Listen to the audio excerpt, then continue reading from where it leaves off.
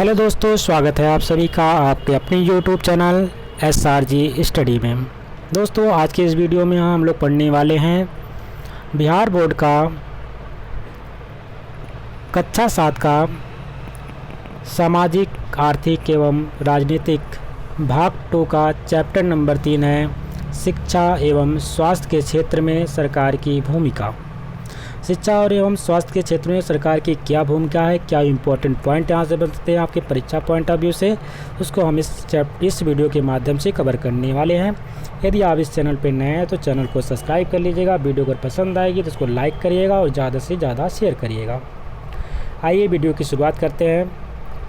सड़क, बिजली, कानून व्यवस्था, आपदा के समय राहत लोगों का लोकतांत्रिक अधिकार है, इसलिए अपेक्षा होती है कि लोगों द्वारा चुनी हुई सरकार इसे पूरा करे। इस अध्याय में हम लोग शिक्षा एवं स्वास्थ्य संबंधी सरकार की भूमिका को समझेंगे और देखेंगे कि यह सरकार के काम से किस प्रकार जुड़ी हुई है। शिक्षा हमारे जीवन के विकास के लिए ज़रूरी है, अर्थात वह दुनिया को समझने का मौका देती है, आत्मविश्वास देती है और व्यक्ति व समाज को बेहतर बनाने की कोशिश करती है। शिक्षा इस बात के लिए सक्षम बनाती है कि हम अपनी रुचि के अनुसार काम ढूंढ पाए, समाज के लोग किसी समस्या पर मिलजुल कर बातचीत कर सके और उसका समाधान निकाल सके। इसके अलावा एक शिक्षित व्यक्ति अदालत में अपना बचाव कैसे करने, बैंक से ऋण लेने, वैज्ञानिक ढंग से खेती करने, सरकार की विभिन्न योजनाओं की जानकारी लेने में ज़्यादा सामर्थ्य है।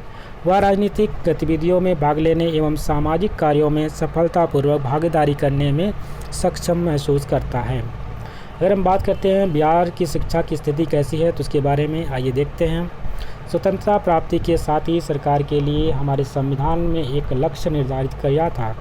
10 वर्षों के अंदर 14 वर्ष की आयु के सभी बच्चों को शिक्षा उपलब्ध कराई जाएगी। 6 से 14 वर्ष के जितने बच्चे होंगे उनको क्या करना है, शिक्षा अनिवार्य रूप से देनी है। लेकिन लक्ष्य की प्राप्ति ना हो सकी। आज इतने वर्षों बाद भी सभी लोगों तक शिक्षा नहीं पहुंची। यह हमारे लिए बहुत चिंता का विषय है। आइए अपने राज्य के उदाहरण से इस स्थिति के समझते हैं। एक दृष्टि हम नीचे की तालिका पर डालते हैं जो कि बिहार की साक्षरता दर एवं से संबंधित है। साक्षरता दर यह बताती है कि कुल जनसंख्या में कितने प्रतिशत लोग साक्षर हैं, यानी कि वैसे लोगों की कितनी संख्या है जो कम से कम अपना नाम लिख सके और कुछ सरल वाक्यों को पढ़ कर समझ सके। तो भारत की जनगणना 2001 के अनुसार बिहार की साक्षरता की स्थिति कितनी है। अगर हम बात करते हैं कुल साक्षरता दर प्रतिशत में तो 47% लोग वहाँ पे साक्षर थे 2001 की जनगणना के अनुसार। पुरुष साक्षरता दर की बात करते हैं तो 60% यहाँ पे पुरुष साक्षर थे। महिला साक्षरता दर 33% थी। अनुसूचित जाति साक्षरता दर की बात करते हैं तो 29% अनुसूचित जाति जो शेड्यूल कास्ट में आते हैं, और अनुसूचित जनजाति की बात करते हैं तो 28% लोग यहाँ पे साक्षर थे। ये चार्ट है, इम्पोर्टेंट चार्ट है, आपको ध्यान में रखना है। 47, 60, 33, 29 और 28। इस तालिका को देखने से आप पता चलता है कि अपने राज्य में शिक्षा की स्थिति अत्यंत दयनीय है। हमारी कुल साक्षरता दर आधी से भी कम है, 47%, यानी कि आधी से कम है, 50% भी नहीं है। अर्थात हमारे देश की कुल आबादी के आधे से ज़्यादा लोग पढ़े लिखे नहीं हैं। महिलाओं, अनुसूचित जाति एवं अनुसूचित जनजाति की स्थिति सबसे बदतर है। इसमें केवल 1/3 यानी कि 28 से 33% ही साक्षर है। यह स्थिति इसलिए बनी हुई है क्योंकि स्कूलों की व्यवस्था कमज़ोर है। बचपन में इन्हें स्कूल जाने का एवं पढ़ाई करने का मौका नहीं मिला। हाल के वर्षों में सरकार द्वारा किए गए प्रयासों के कारण साक्षरता दर अप्रत्याशित वृद्धि देखने को मिली है। फिर भी 100% लक्ष्य की प्राप्ति नहीं हो पाई है। बच्चों का सर्वे, आज भी बच्चे विद्यालय क्यों नहीं जा रहे हैं, पढ़ाई नहीं कर रहे हैं, इसके लिए एक सर्वे करते हैं। 4-4 बच्चों की टोली बनाकर नीचे दिए गए प्रश्नों को कम से कम 3 बच्चों से बात करना। इन बच्चों की परिस्थिति अलग अलग, यह पता करने की कोशिश करें कि किन किन कारणों के चलते बच्चे विद्यालय नहीं जा पा रहे हैं। इस प्रकार से एक चार्ट बनाना है। ऐसे बच्चे जो स्कूल नहीं गए वे कौन कौन से कारण हैं जिससे चलते हुए कभी बच्चे स्कूल नहीं गए, ये पॉइंट लिखने होंगे। ऐसे बच्चे जो इस विद्यालय में पढ़ते थे लेकिन उन्होंने बीच में ही जाना बंद कर दिया, किन कारणों से बच्चे बीच में इसको विद्यालय छोड़ दिए, इसके बारे में लिख सकते हैं। जैसे आप देख रहे होंगे छोटू जो चाय बेच रहा है, ऐसी क्या कौन सी मजबूरी रही है, किसने कुछ दिन स्कूल गया फिर लेकिन बीच में बंद कर दिया। ऐसे बच्चे जो बाल मजदूर हैं, किन किन कारणों से बच्चे पढ़ने की उम्र में मजदूरी करने लगे हैं। एक शैक्षणिक सर्वेक्षण कराए जो कि एक ही उम्र के सरकारी स्कूल, निजी स्कूल और किसी अन्य प्रकार के स्कूल के बच्चों के बीच अंतर करेंगे। शिक्षक के लिए क्या कार्य करना है। बच्चों द्वारा किए गए सर्वे को अध्यापक समूह कार्य के माध्यम से आंकड़ा एकत्रित कर उसका विश्लेषण करेंगे। बच्चों द्वारा प्राप्त जानकारी क्या मुख्य कारण नज़र आ रहे हैं, उनके लिए क्या करना चाहिए, इस पर चर्चा करेंगे। सरकार की भूमिका क्या होती है यहाँ पे। शिक्षा प्राप्त करना हम सब का हक है, सबको शिक्षा उपलब्ध कराना सरकार की जिम्मेदारी है।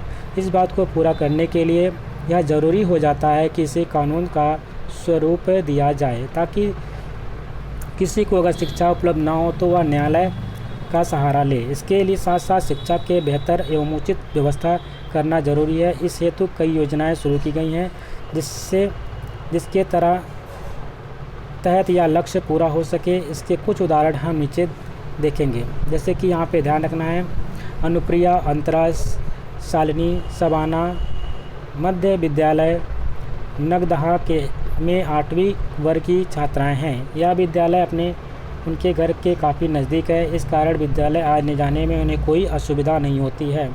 पर एक बात उनके मन में हमेशा कचोटती है कि शायद वे आगे की पढ़ाई नहीं कर पाएंगी, क्योंकि उच्च विद्यालय की दूरी गांव से लगभग 5 किलोमीटर है। विद्यालय दूर होने के कारण गांव की अधिकतर लड़कियां कक्षा 8 के बाद पढ़ाई नहीं कर पाती हैं, क्योंकि उन्हें विद्यालय जाने में कठिनाइयों का सामना करना पड़ता है। साथ ही उनके माता पिता भी उनकी सुरक्षा को लेकर चिंतित रहते हैं। एक दिन अखबार के माध्यम से पता चला कि कक्षा 9 के पढ़ने वाली सभी लड़कियों को सरकार द्वारा साइकिल दी जाएगी। उनकी खुशी का ठिकाना ना रहा। अब इस गांव की सभी लड़कियों को आगे पढ़ाई कर सकती हैं। अब सभी लड़कियां आगे बढ़ सकती हैं। कक्षा 8 में उत्तीर्ण होने के लिए सबके माता पिता ने अपनी अपनी लड़कियों का नामांकन उच्च विद्यालय में करवा दिया। कुछ ही दिनों बाद विद्यालय प्रधान ने कक्षा 9 में पढ़ने वाली सभी लड़कियों के बीच साइकिल वितरित करवा दी।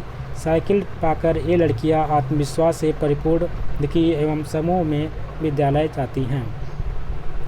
कुछ यहाँ पे प्रश्न बन सकते हैं, जैसे कि अनुप्रिया एवं उसकी सहेलियाँ क्यों परेशान थी, उन सबकी परेशानी कैसे दूर हुई, लड़कियों को शिक्षा ग्रहण करने में परेशानियों का सामना करना पड़ता है, ऐसा क्यों, कारण सहित लिखिए। आपकी समझ में ऐसी क्या व्यवस्था हो सकती है जिससे लड़कियों की परेशानी ना हो। सुमित सरकारी विद्यालय कक्षा 5 का छात्र है। वह हमेशा खुश रहता था पर इन दिनों चिंतित रहता है। उसकी चिंता का मुख्य कारण किताबों का समय पर ना मिलना। बाज़ार में भी उसकी पुस्तक नहीं बिकती, इसलिए चाहकर भी वह अपनी पुस्तक बाज़ार से खरीद नहीं सकता।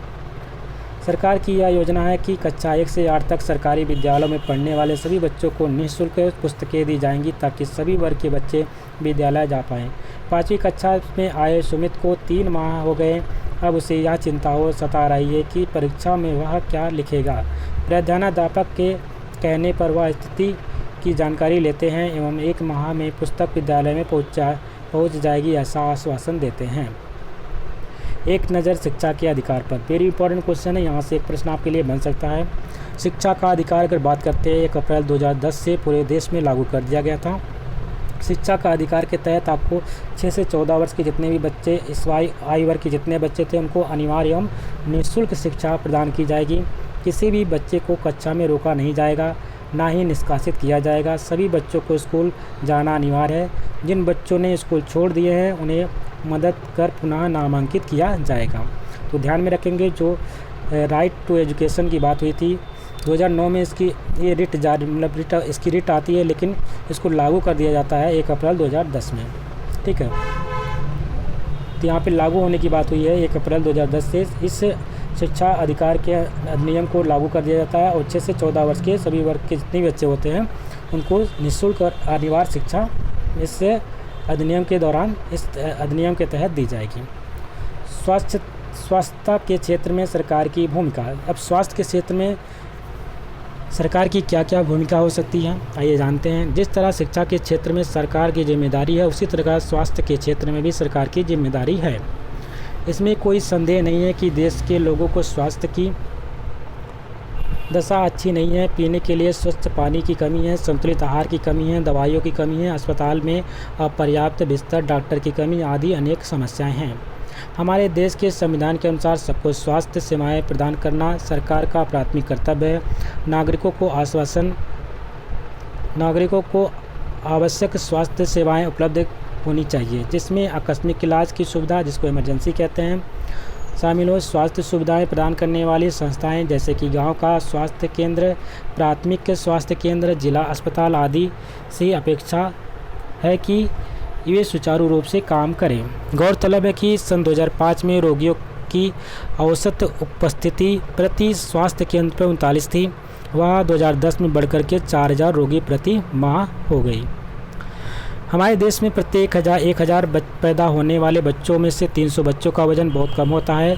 5 वर्ष के अंदर इनमें से 143 बच्चों की मृत्यु हो जाती है।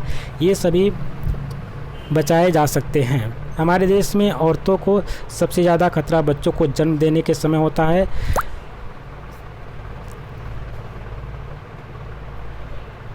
एक लाख औरतों में से 400 औरतों की बच्चे के जन्म देते समय मौत हो जाती है और ये औरतें मरने से बचाई जा सकती हैं। यह दोनों स्थितियां क्यों उत्पन्न होती हैं, इसके पीछे क्या क्या कारण हैं, इन दोनों स्थितियों में बच्चों और औरतों को कैसे बचाया जा सकता है, इसके बारे में आप डिस्कशन कर सकते हैं। समानता के आधार पर किसी समाज को खड़ा करने के लिए शिक्षा और स्वास्थ्य महत्वपूर्ण है। हमारा लक्ष्य होना चाहिए कि इसकी व्यवस्था बेहतर बने और समान रूप से सभी को उपलब्ध हो। इसके लिए योजनाएं बनाने और उन्हें व्यवस्थित रूप से लागू करने में सरकार और समाज दोनों को साझी पहल आवश्यक है। अब कुछ प्रश्न यहाँ पे स्टार्ट होते हैं जो कि अभ्यास प्रश्न से है। प्रश्न नंबर 1 बनता है, सबके लिए स्वास्थ्य की सुविधा उपलब्ध कराने के लिए सरकार कौन कौन से कदम उठा सकती है। दूसरा क्वेश्चन है, शिक्षा की स्थिति बेहतर करने के लिए सरकार की क्या भूमिका होनी चाहिए। तीसरा है, सर्वे क्यों किया जाता है, इससे आपने इस पाठ के लिए किए गए सर्वे से क्या समझा। एक ही उम्र के बच्चे को सरकारी स्कूल, निजी स्कूल या अन्य किसी स्कूल में पढ़ते हैं तो उनके बीच बातचीत कैसे करके पता करें कि इन स्कूलों में क्या समानता है एवं क्या अंतर है। और इसी साथ ये चैप्टर कंप्लीट होता है। आशा करते हैं आपको वीडियो पसंद आई होगी। यदि वीडियो पसंद आए तो इसको लाइक करिएगा, शेयर करिएगा और चैनल पे नए हैं तो चैनल को सब्सक्राइब भी कर लीजिएगा। मिलते हैं एक नए वीडियो में, तब तक के लिए नमस्कार, जय हिंद।